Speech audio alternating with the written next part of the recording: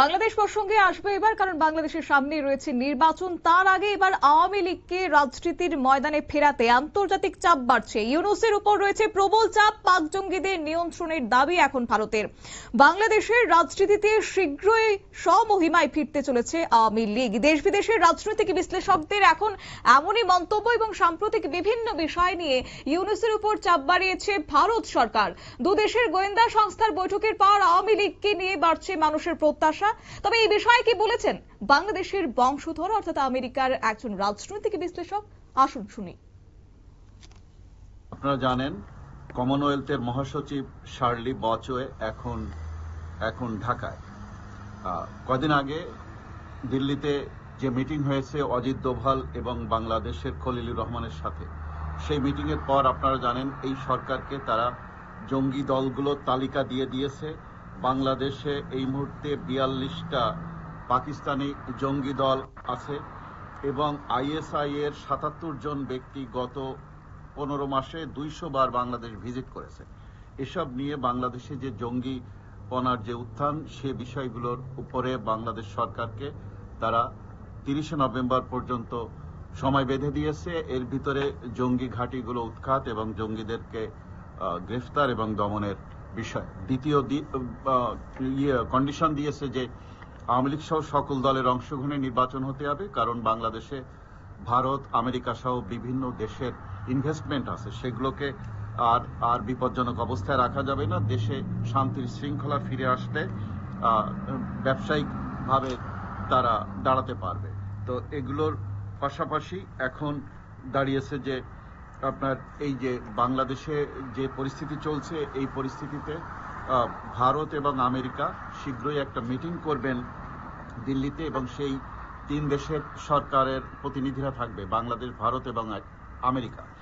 সেই মিটিংয়ে প্রধানমন্ত্রী শেখ হাসিনাকে প্রধানমন্ত্রী হিসেবে উপস্থিত রাখার প্রস্তাব দিয়েছে ভারত এবং আমেরিকা।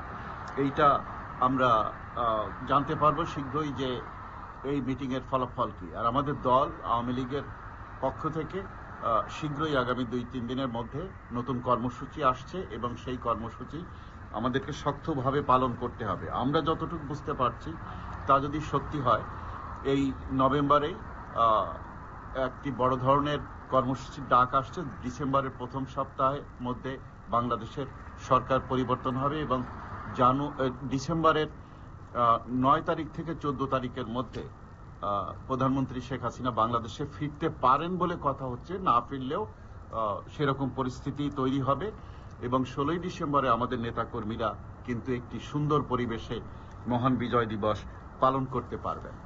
এই রকম জায়গায় এখন আমরা আছি। প্রিয় দেশবাসী এবং আওয়ামী লীগের নেতাকর্মীরা, আপনারা দলের সাথে থাকুন এবং দেশটাকে রক্ষা করুন। জয় বাংলা, জয় বঙ্গবন্ধু।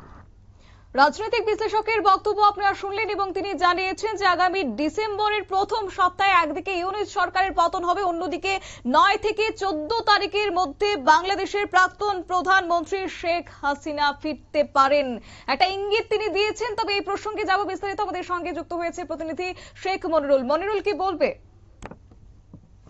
দেখো, সিদ্দিকুর বাবু যেটা বললেন সেটা তার ব্যক্তিগত মত, এবং তিনি হয়তো অনেক কিছু জেনে শুনেই বলেছেন, কারণ তিনি একজন বিখ্যাত পার্সোনালিটি আওয়ামী লীগের নেতৃত্বের ক্ষেত্রে।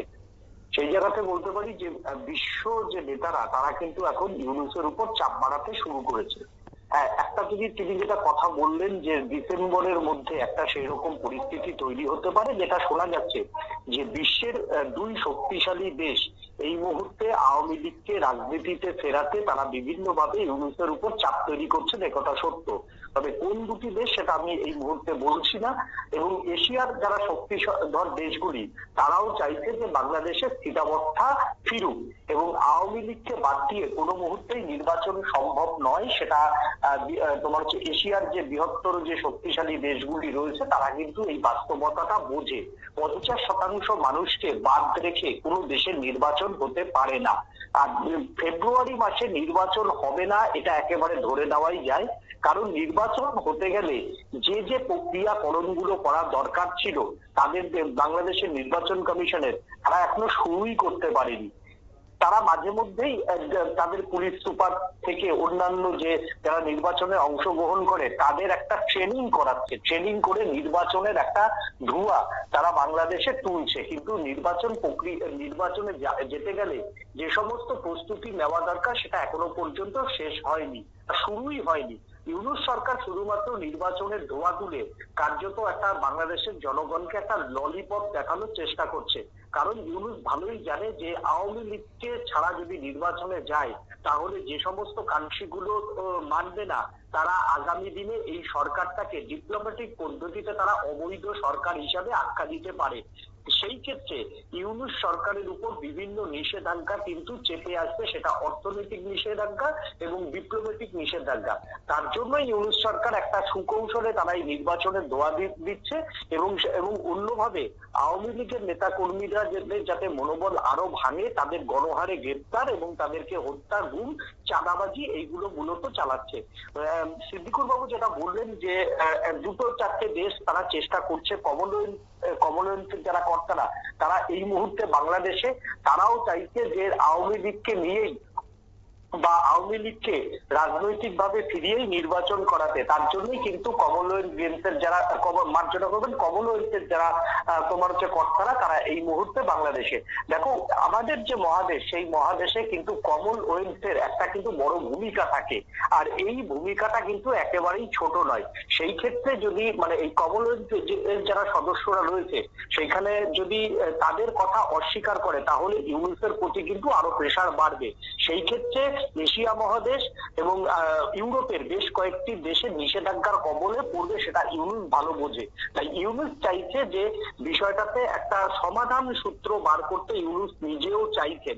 আর যদি তিনি নিজে না পারেন তিনিও এই আগামী দিনে দেশ ত্যাগ করবেন বলেই কিন্তু রাজনৈতিক মহলের মত। এখন দেখার যে ডিসেম্বর মাসে যে বৈঠকের কথা বলছে এটা ঠিক যে বৈঠক 3-4টে দেশ মিলে করার কথা, সেই বৈঠকে যাদের মদতে ইউনূস ক্ষমতায় বসেছিলেন সেই দেশও বা সেই দেশের ডিপ্লোম্যাটিকরাও এই বৈঠকে উপস্থিত থাকতে পারেন বলে আন্তর্জাতিক মহলে শোনা যাচ্ছে। দেখার যে ডিসেম্বরে সেই বৈঠকটি হবে কি হয় কিনা। ধন্যবাদ।